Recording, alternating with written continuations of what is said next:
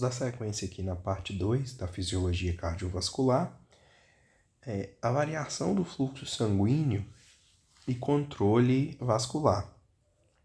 O organismo é capaz de redirecionar o sangue de forma extremamente eficiente, né? Ele manda para onde é necessário.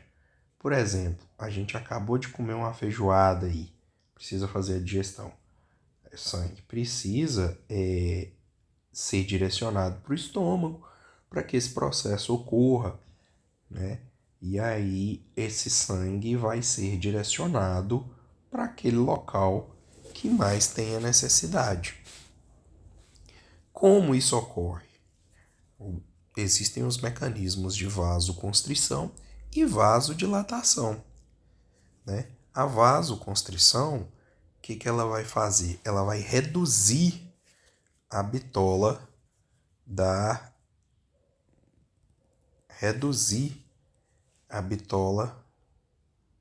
artéria. Então a área de seção transversal ela vai diminuir. Nós temos a artéria normal. Quando eu tenho a vasoconstrição, o que eu vou ter? Uma diminuição da área de seção transversal, então eu vou ter menos espaço para passar o sangue. No sentido contrário, a vasodilatação, o que ela vai fazer? Ela vai aumentar essa área, né, de seção transversal, vai aumentar a bitola da artéria, vai aumentar esse diâmetro. Então vai ter mais área, eu vou ter a possibilidade de passar mais sangue nessa área. Essa regulação de vasodilatação e vasoconstrição, ela ocorre de duas formas. Primeiro, pelo sistema nervoso autônomo, o simpático vai promover vasoconstrição via receptores alfa-adrenérgicos, enquanto o parasimpático vai promover vasodilatação. Simpático, vasoconstrição, parasimpático, vasodilatação. Simpático, vasoconstrição, parasimpático, vasodilatação. Ou por substância vasoativa. A angiotensina 2, nós vimos lá no vídeo de renal, que vai promover uma vasodilatação.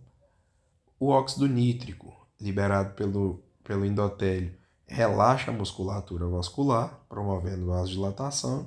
As estaminas, bradicina e prostaglandinas que participam da resposta inflamatória.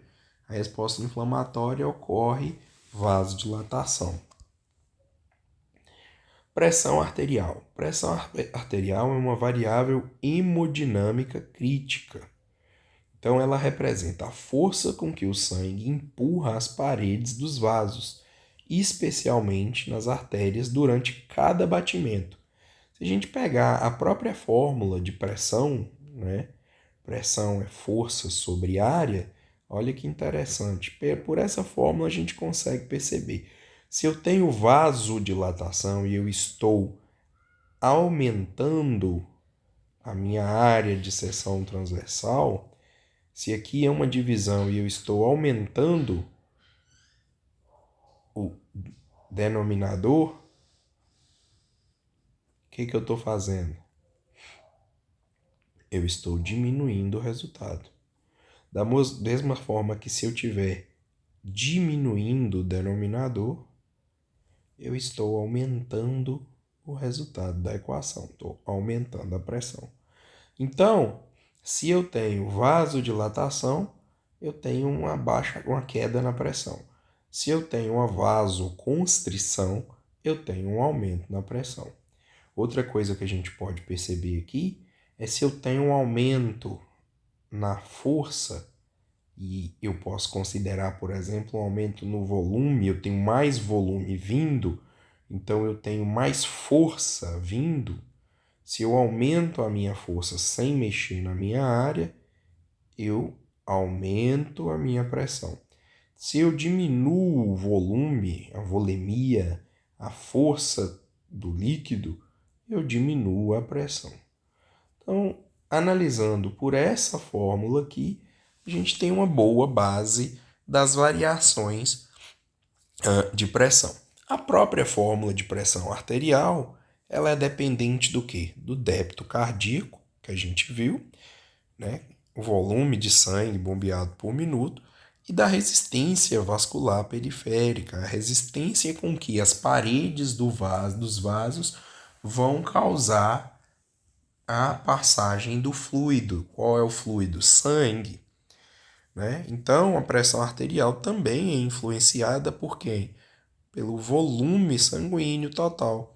Se eu tenho mais sangue, como eu falei anteriormente lá na fórmula, se eu tenho mais sangue, eu tenho mais volemia, eu tenho mais sangue para fazer força contra as paredes do vaso, então eu tenho mais pressão.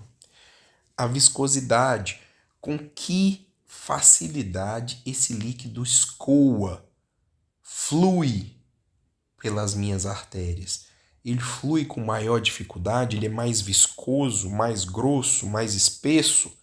Se ele é mais espesso, ele gera mais atrito à parede dos vasos, então ele gera uma pressão maior.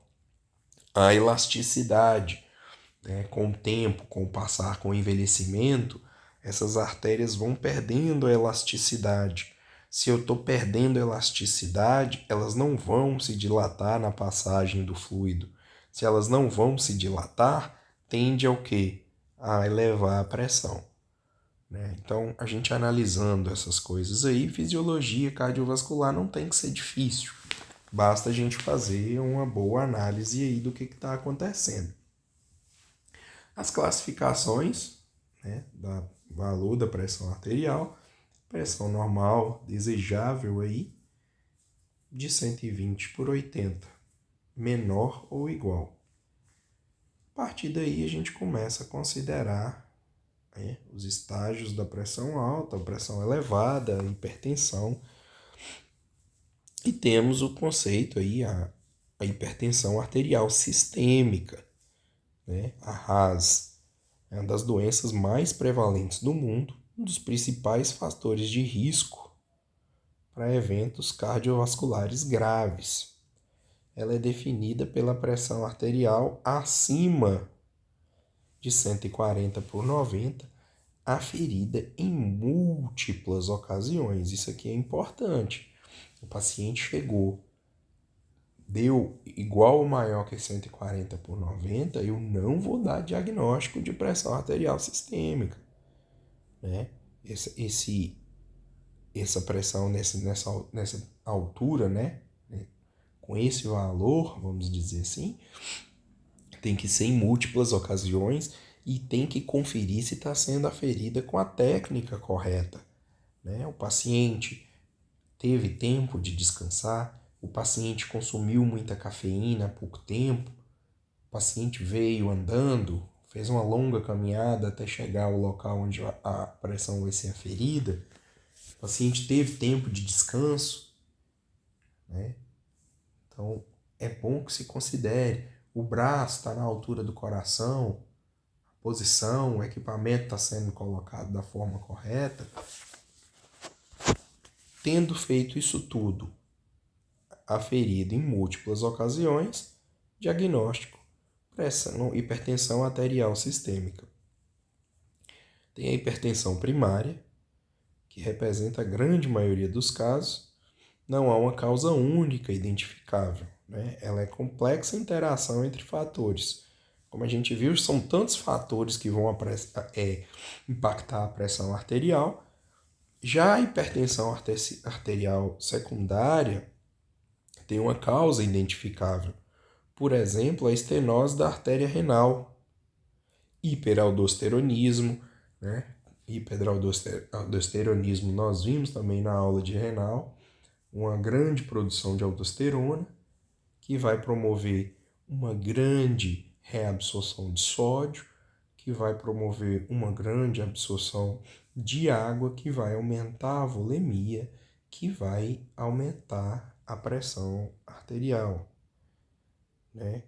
Ou uso crônico de anti-inflamatórios.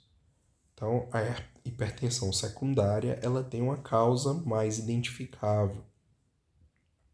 Quais são os fatores de risco para desenvolver uma hipertensão? Sedentarismo, dieta rica em sódio, obesidade abdominal, consumo de álcool, estresse e histórico familiar. Se não tratada, a hipertensão arterial sistêmica pode gerar lesões no cérebro, no coração, nos rins, nos olhos e nos próprios vasos, né? E o mais grave é que a maioria dos pacientes não sente os sintomas. Então é uma assassina silenciosa. Tem que cuidar. Então, dia 26 de abril, dia de combate à hipertensão arterial. Vamos ficar de olho. Atividade física e sistema cardiovascular. Importantíssimo. Ninguém está falando aqui para a pessoa virar um triatleta. Mas uma atividade física regular é importantíssima para prevenir doenças cardiovasculares, né? Um exercício aeróbico, uma caminhada, uma corrida, uma natação, uma pedalada. E ninguém está falando aqui para ninguém abusar, né? Mas fazer isso de forma regular vai melhorar o calibre das artérias periféricas, né?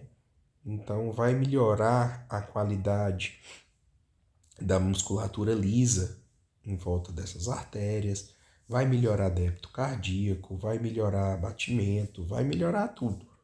Então, é bem importante. Outra coisa que a gente tem que levar em consideração é a hipertensão no avental branco, né?